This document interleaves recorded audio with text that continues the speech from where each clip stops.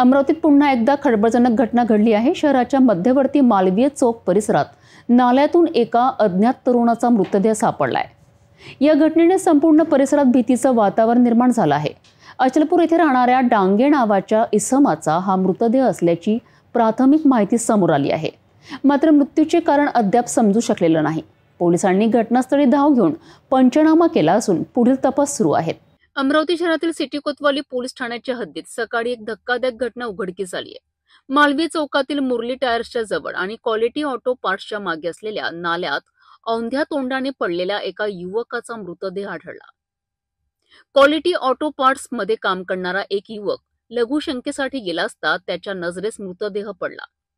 त्याने तातडीने ही माहिती दुकान मालकाला दिली आणि लगेचच कोतवाली पोलिसांना कळविण्यात आली। पोलिसांनी घटनास्थळी धाव घेत पंचनामा करून मृतदेह ताब्यात घेतला। मृत व्यक्तीचे नाव डांगे असून तो अचलपूर येथील रहिवासी असल्याचे समजते। मृत्यूचे कारण अद्याप अस्पष्ट असून शवविच्छेदनाकरिता मृतदेह सरकारी रुग्णालयात पाठवण्यात आला आहे। परिसरात मोठी गर्दी जमली होती आणि या घटनेमुळे नागरिकांमध्ये भीतीचे व संशयाचे वातावरण निर्माण झाले आहे।